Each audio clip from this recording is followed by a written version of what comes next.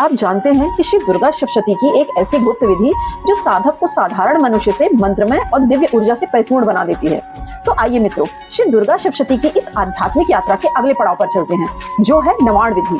नवाण विधि वह दिव्य प्रक्रिया है जिसे हम श्री दुर्गा सप्तशती का पाठ आरंभ करने से पहले करते हैं। इस विधि के द्वारा हम अपने अंगों में मंत्रों की स्थापना करते हैं।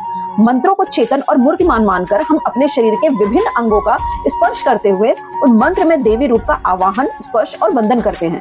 ऐसा करने से हम स्वयं मंत्रमय हो जाते हैं और मंत्र देवी रूपों द्वारा भीतर और बाहर से पूर्ण रूप से सुरक्षित हो जाते हैं। एक दिव्य बल और ऊर्जा की प्राप्ति होती है और हमारी साधना निर्विघ्न रूप से पूर्ण होती है। इसलिए नवाण विधि में करन्यास, हृदयन्यास, अक्षरन्यास और दिगन्यास जैसी महत्वपूर्ण विधियां बताई गई हैं। यदि आप नवाण विधि को और विस्तार से समझना चाहते हैं तो कमेंट में अवश्य बताइए, मैं आपको नवाण विधि करके भी दिखाऊंगी।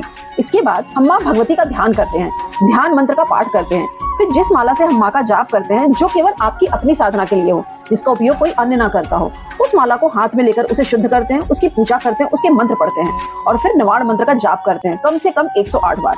इसके बाद ही हमारी दुर्गा सप्तशती की साधना और पाठ का वास्तविक आरंभ होता है। मिलते हैं हमारे इस आध्यात्मिक यात्रा के अगले पड़ाव में, जहां हम जानेंगे श्री दुर्गा सप्तशती के प्रत्येक पाठ के अलग अलग लाभ, कि कौन सा पाठ धन देता है, कौन सा पाठ भय दूर करता है और कौन सा पाठ जीवन को बदलने की शक्ति रखता है। तो कमेंट में जय माता दी लिखकर माँ को हाजिरी जरूर लगाएं। जय माता दी।